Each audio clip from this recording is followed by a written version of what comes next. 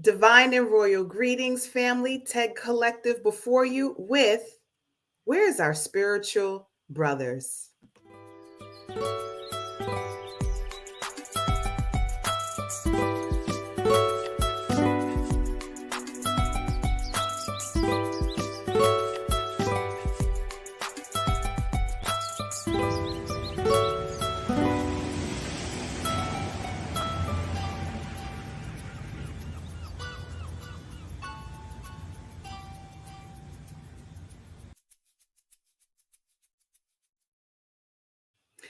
We are so happy that you have decided to share space with us. If you're seeing us live, we say welcome. If you're seeing this as a replay, we say welcome. I'm Coach Shayola along with Coach Shantae and our very own Coach Latoya. We say happy 11/11. We've been calling this an auspicious day. It's been pouring down raining. I don't know if it's been raining where everyone is, but I see it as a cleansing, mama coming through just to make way.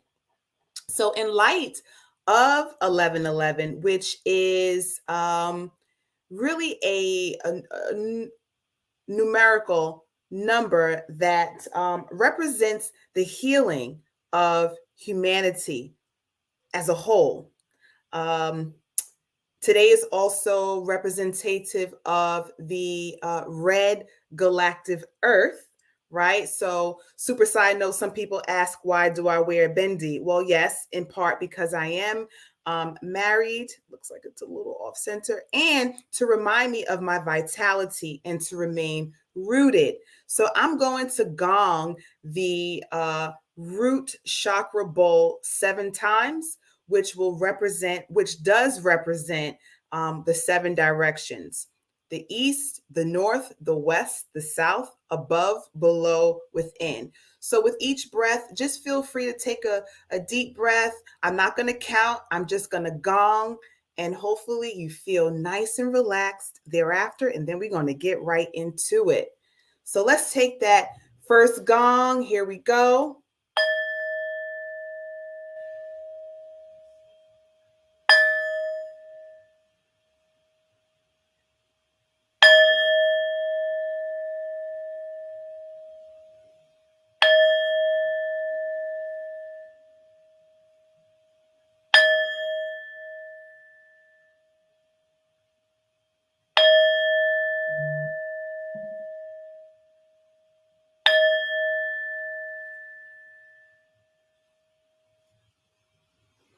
And may we remember that the root is where it begins. So we want to make sure that we are not just treating symptoms of any kind. We are really getting to the root of things so that we can really horn in on the attention that our mind, body, spirit, soul needs for us to evolve from the third dimension into the fifth dimension. And maybe that'll be a whole nother conversation. But today we are discussing our spiritual men. And I think that this is so fitting because I don't even know if I don't know the reason why Coach Shantae chose this topic. So I'll yield the mic and ask Coach Shantae, what made you choose this topic? So essentially, it had a bit to do with appreciation of one Omarion. Yes, that is the Okay. origin of this Omari Ishmael Granberry. Back in the day, I was a great fan of the group B2K, and just seeing his evolution from, boy band to full grown man has just been very interesting, to Mm, say the least. But the aspects of his spiritual journey that he shared just got me to really thinking about and questioning, in spaces like this, where are the spiritual black men? Where is the divine masculine to balance out all the divine feminine energy? mm, And I know that there are, spiritual black men out there. So, if you're a spiritual black man out there watching, chime in, let us know, some of the places you guys hang out, what things you do, where can spiritual women who are immersed in spaces with other spiritual women connect with spiritual Black men, for friendship, for discourse, for courtship, for, sustained relationship. And also, the other side of that to me was the question, what does it take for a man to go from that unhealed aspects of just common day to day life to being in their spirituality, and not just those that have a Christian spiritual background, but those who have an African traditional background, those who have done the work to heal the issues that they have within and their, uh, personal things as well as the collective thing, so that when they come into contact with divine feminine spiritual beings, they can actually contribute to our lives and the things that we have going on, and not, throw our spiritual pH balance off or physical pH balance off with all of the traumas and things that they have in Okay. Yes, ma'am. Yes, ma'am. That is a great. I was going to say good, but Spirit was like, no, it's great. Reason to to have this conversation. So I would say, Coach Latoya, you've gone through many, well, I won't say many, but a great transition as it relates to your spiritual journey, your journey with your partner. What say you on this topic? Like, how do you feel, or what do you feel as it relates to spiritual Black men, and where are they? I will say that they're definitely out there. I find that as I as you become more in tune with who you are, or as I become more in tune with who I am and my true nature, that you tend to just in general be able to attract more of that to you. But sometimes it is difficult depending on where you are, where you're located, where you're living. And that's why there's the beauty of it being of us being in global, being able to connect with people globally, virtually or whatnot, because it can definitely be a struggle, especially if you're in a smaller town where it's mostly, people who are Christian. Not to that, because I grew up in that lifestyle, but still, like where I live at, that's where most people are. So, but I find that even in my city, that there's a circle, there's like a sector of people who are into the same things. You tend to find each other. So I do think there's truth to that. I do wish that there were more men in the healing spaces.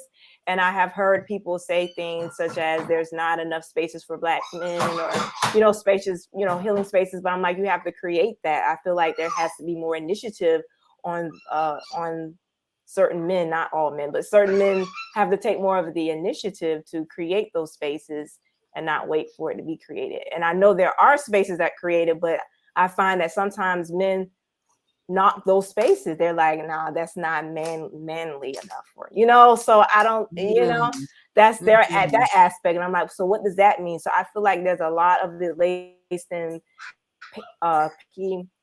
and misogyny. There's a lot of that laced in there. And I was just recently watching something in regards to like what is his I was recently watching like a coach who does like relationship coaching and stuff like that. And he mentioned part of the reason why men are single. This might be one to a whole different part of the reason why they're single is because they don't see the value of women. They just see them at, from a very misogynistic viewpoint, and not realizing how much she can bring to the table, especially from the spiritual standpoint, because, sometimes they just focus.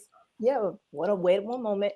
Because sometimes I feel like when you're focused only on like what a woman can offer in a very surface basic sense, you kind of overlook how much foresight a woman have, how much intuition she has, how much she can offer when it comes to being a praying woman, having just being intuitive, being able to see things, being able to, there's just so much her ability to manifest and create things. It's just not understanding that aspect and only focusing on the physical aspect of things versus the spiritual, And I know part of it is upbringing, but it's like a whole nother thing. Like that's been part of my struggle, and when it comes to relationship, is that being able to have my and balance in that.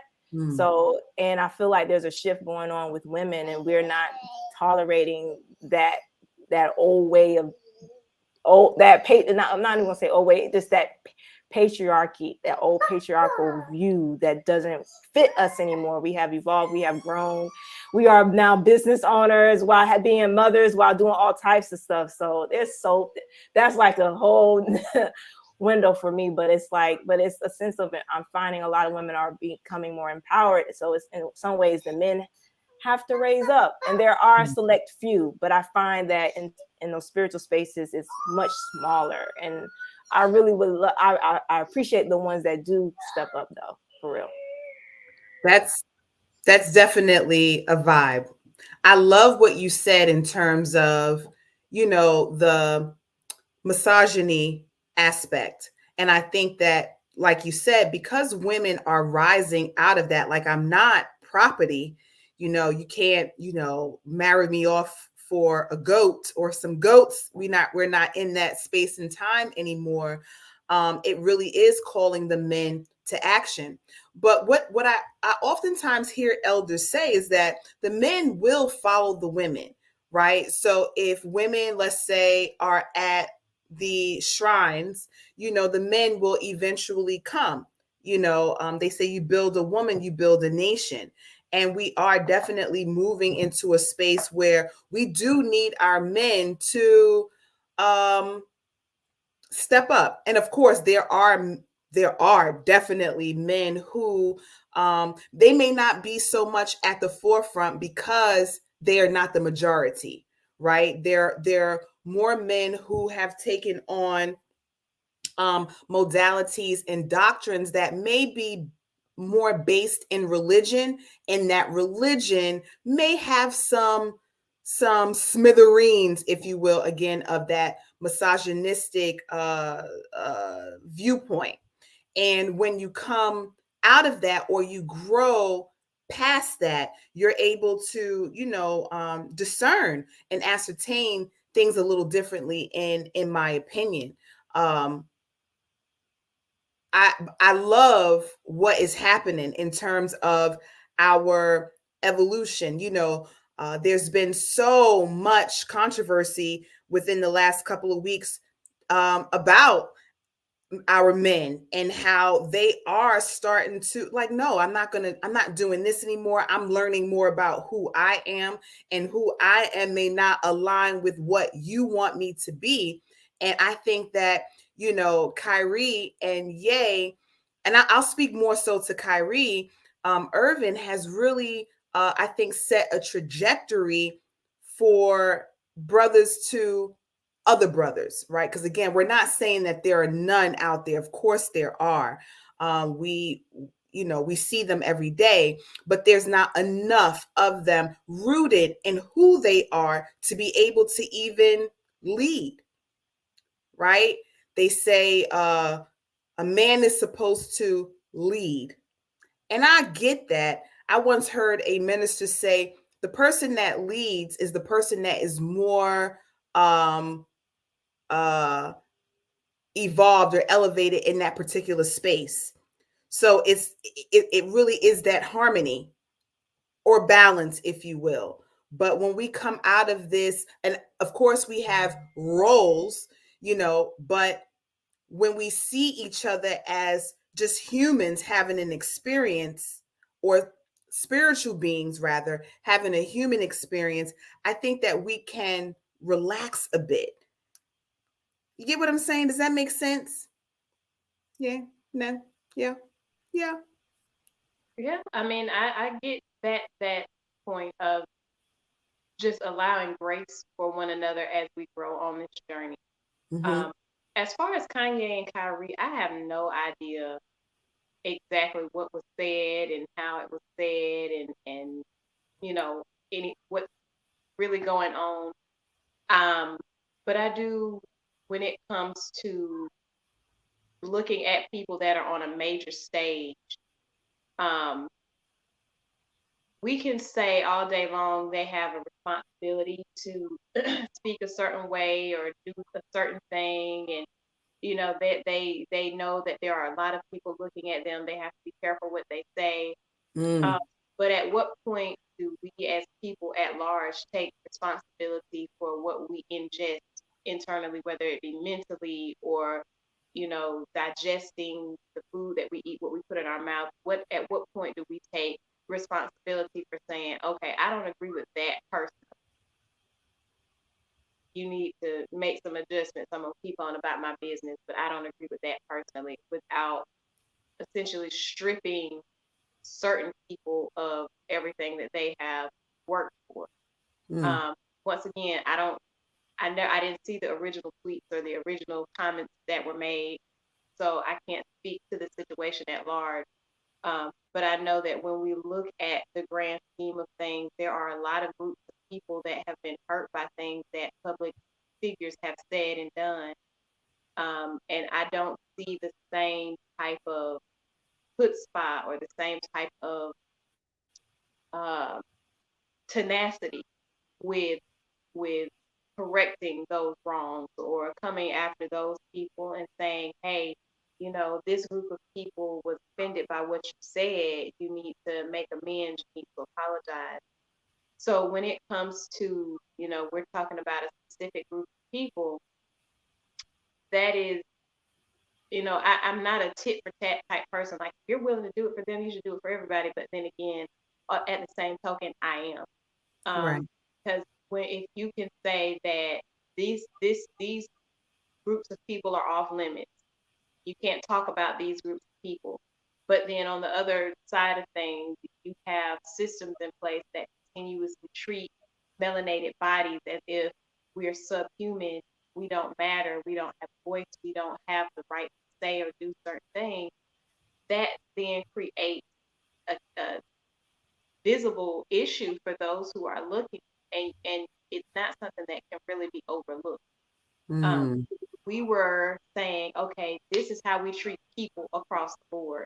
Then mm-hmm, the over policing of Black and brown neighborhoods would not continuously be an issue. Police brutality would not still be an issue. The quality of drinking water in certain communities would not still be an issue, because we care, really care about people. And we're not going to allow people to be mistreated because we care about people. Um, right. to me, it's less about caring about people and respecting what they've been through than it is about money. It boils back down to money. But back to the subjects at Well, hand. let's stay here just for a hot moment, right? Because what just to veggie back on what you're saying, I saw the original, I watched the 3 hours of the documentary, I did it all, right? And what I realized is, one, he didn't say a thing, he didn't give an opinion, he just shared an image. Do with it what you will. Now, some people chose to go and watch the documentary. So I want to pin right here for a moment. What the documentary I think does do is open up the minds to people who may not have heard this information before, right? This is him finding his way on his journey through life, right? But then you do have a group of people who are saying, and maybe I'll do this on my own, right? So it doesn't fall under this umbrella, right? I'll take the heat for all of that. But just based on my reading today, it is so telling about where we are going. So I'm not going to reveal all of that right now. But what I am realizing is that, yes, our men are being held to a different standard, which may not even give them the encouragement to go seek who they are. But then again, I believe, and the reason why I brought it up is because I think it opens the door for so many other men who may not follow a doctrine or a modality.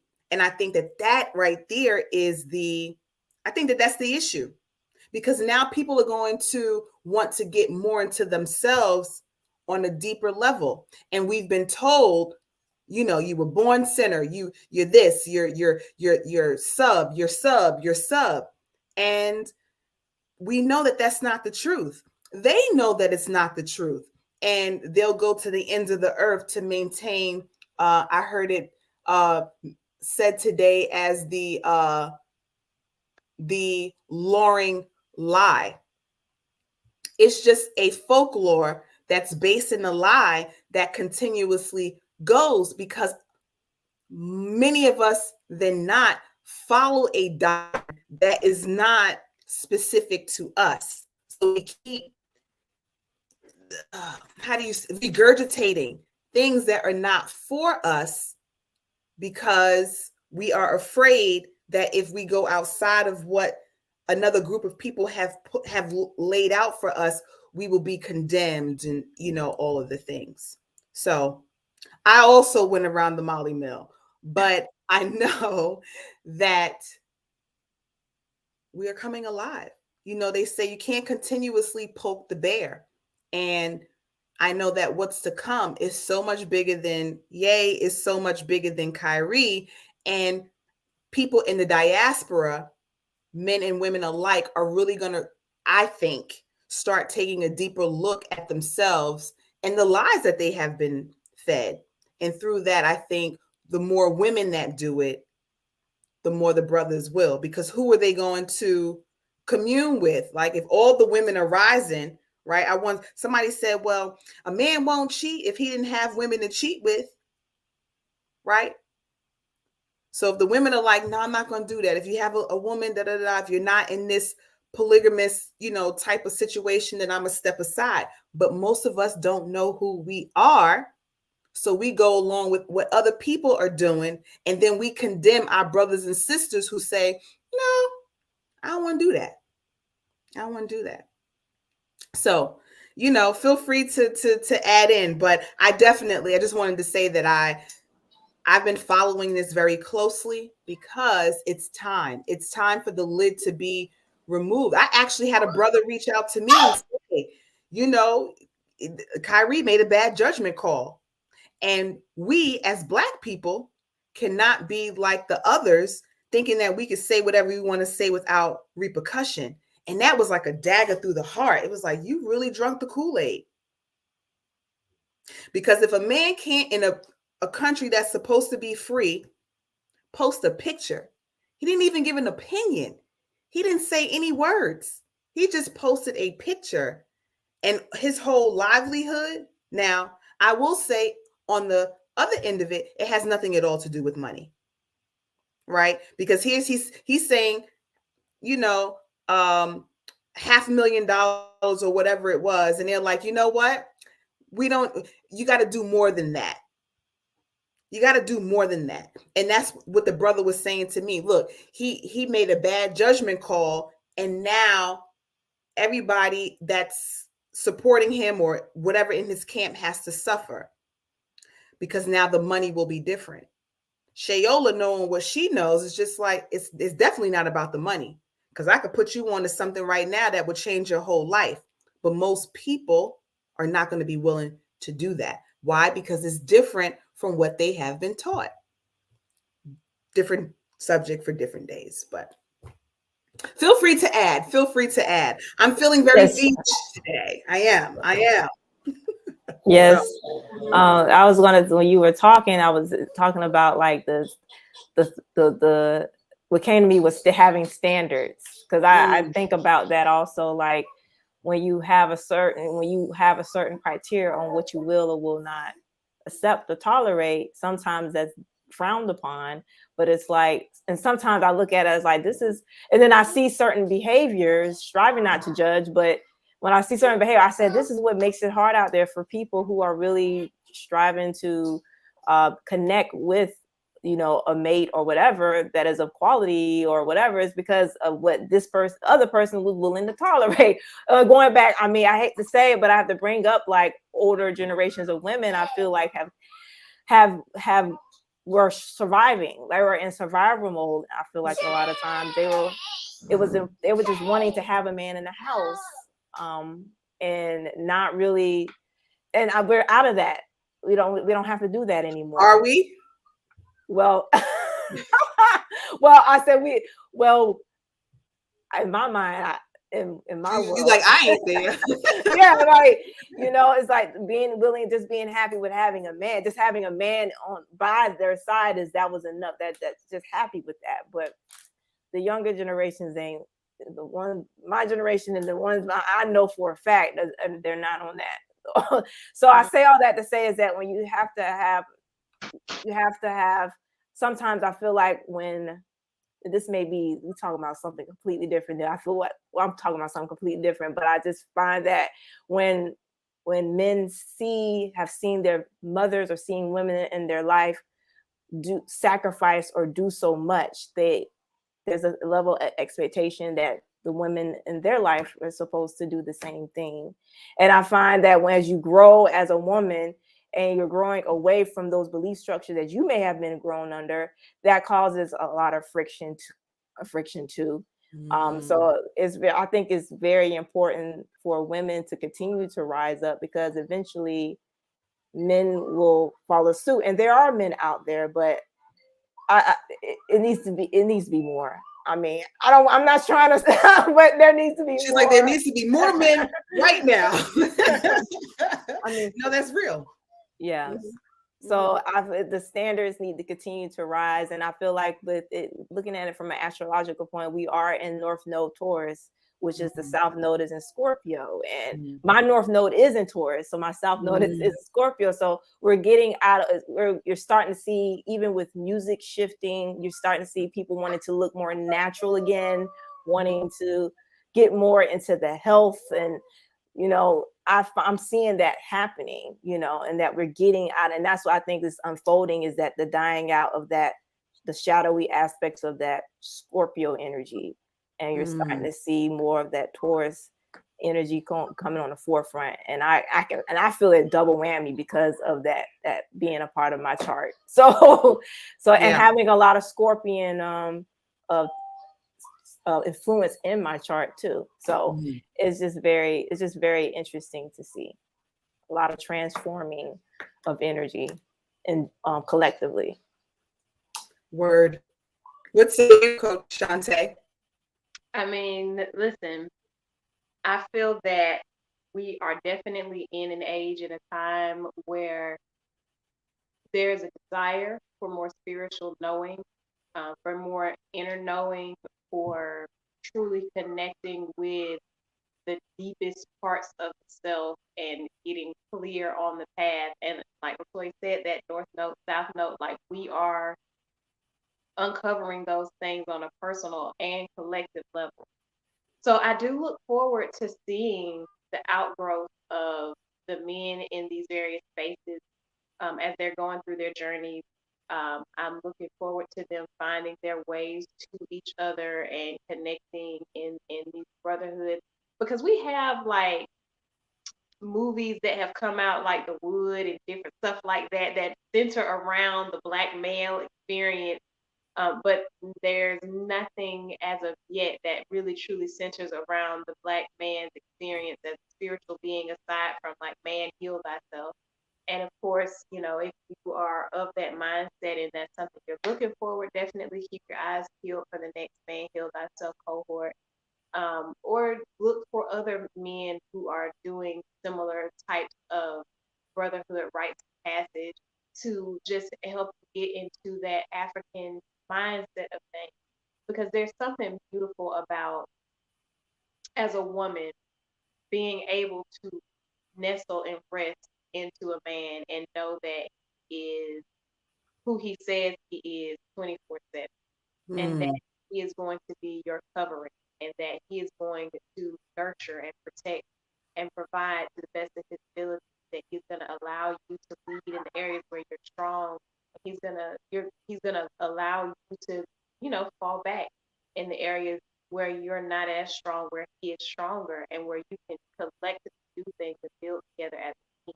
I know that there are men out there that exist because they feel that energy from the spiritual. Because I know that, like, my grandfather is one of those people. He transitioned as an ancestor, and whenever I get feeling that sense of just overwhelm in life, and madness is going on around me, and if I sit still, I feel that comforting. I can feel that reassurance. I can feel that support, that strength, that love Mhm. that lets me know that, you are supported, you are loved, you are provided for. And essentially, that is some of the energy that I am looking for in the divine masculine in the physical realm, um, to, connect with and build a life with. And I know that there are several out there to choose from that, like Latoya said, I just have to continue on my journey, continue healing, continue being open. And that'll open up the gate for, the divine masculine support in for my own self, for my son's edification and growth as a young man. And, it's only up from here. It's only up. Well, that is definitely the truth. Or you may not know, through my healing journey, I started 13 years ago. Well, 13 years ago, my birthday next month. And through that, my husband, we connected, right? But I had to go through a lot of my clearing and getting through some things to get to him and thus to me. And he's 23 years my senior, so he has had time to like go through his stuff and really become rooted in who he is, which really allows me an opportunity to grow and expand into who I am evolving into. So, not saying that his growth has ceased, but I do know that the more you heal, the deeper you go, you do align, with your counterpart. And I'm just every day, I have to say thank you to the Most High, because I mean, my husband has really opened my mind to so many things that I really didn't give much thought to, which now is another level of growth and development. But it was something that you said, and I wrote down Professor Kaba. When Professor Kaba came to Richmond, one of the things that he said was men just need to get into a room together, no women, just the men, and do a big old ugly cry and begin to start to have dialogue that will help them. You know what I'm saying? And I think that that is important too, because as nurturers, we want to, are you okay? You need anything? You need it? Ma'am, please give me some space, right? So, while we're doing our work and we're continuing along the way, I think that it is really important for the men to get together and really have these real conversations without us present so that they could be open, and honest. And I do believe that it is happening, like you say, just happening more and being guided by elders and younger men who have gone through a nice chunk of their journey. Today, while I was in the humanity healing meditation, they said 52. You spend the first 52 years of your life learning and unlearning, and the next 52, living. And a lot of us have just, we are going through this unlearning phase. Um, one of my first boyfriends, I'm gonna say one of my first boyfriends, I only had one first boyfriend, but one of my first boyfriend said his grandmother used to say a man doesn't become a man until he turns 40.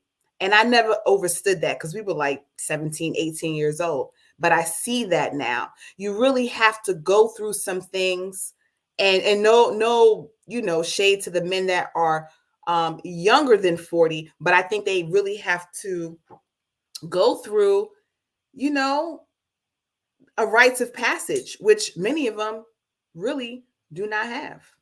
So, I know that there are things in the atmosphere that they can connect to and join and become, part of, but it's a real unlearning that has to take place. I think for their hearts to really be open to um, spirituality and African spirituality and not being spooked out. I think a lot of people too are like really into the spookism.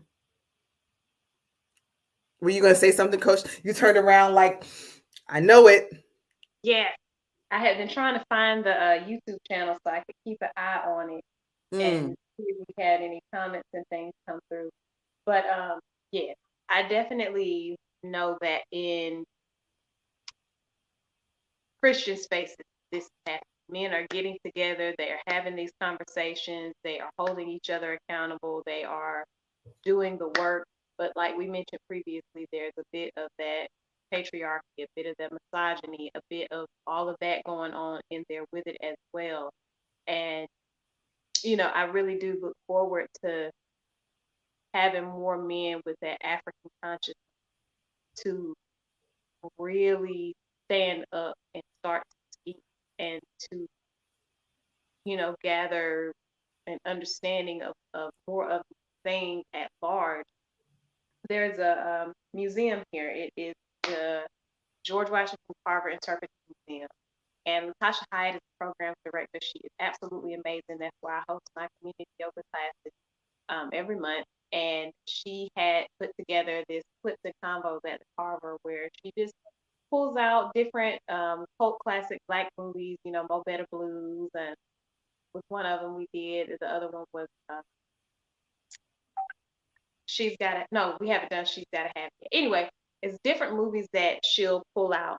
And these movies, she'll pull a clip, we ask the questions, and we have a dialogue surrounding the questions. And it always goes past the 2 hour mark because the conversations are so intense.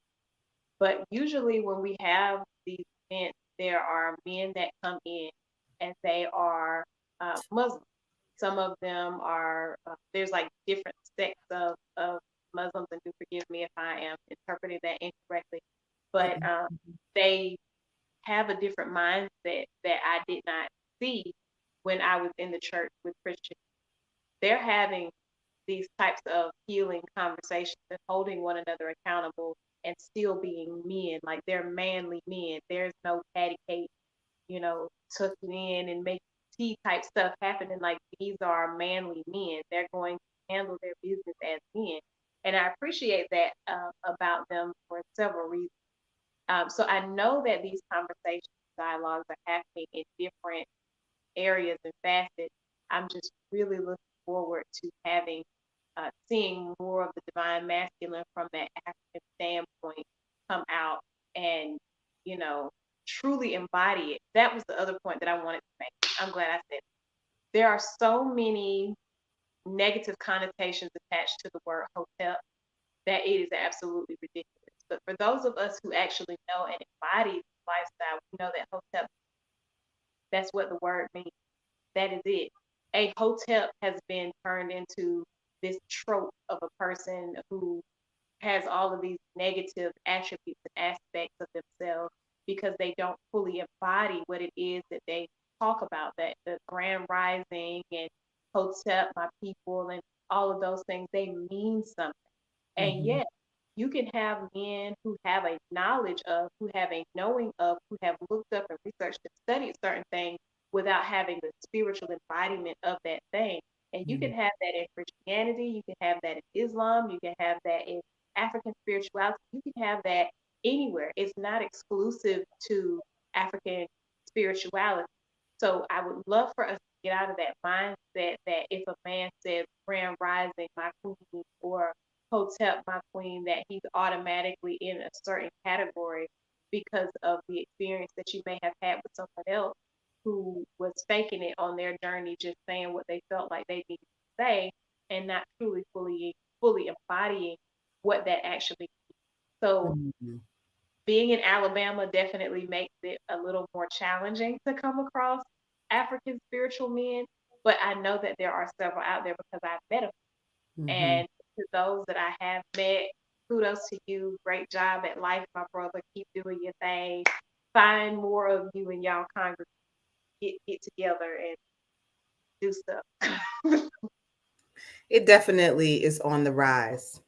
It definitely, and I love that. I've heard so many variations of people using the whole steps, all types of things. It's just like, oh my goodness. But like you said, you have to really, know why you're using it and walk in it and not just strive to be, trending. And I think that that's a lot of it too. Some people don't know where to turn, so they're just gravitating towards a thing, hoping that, that fake it till you make it type mentality. And we just know that, you actually have to do the work. Right. So We know, brothers, that you're out there. We know that, you are working towards your greatness. And Free on Facebook says, whole steps. The first time I heard that, I was like, what are they doing to the word? That's what we do, unfortunately enough. But we know, again, that there are real brothers out here doing real things. And some aren't faking.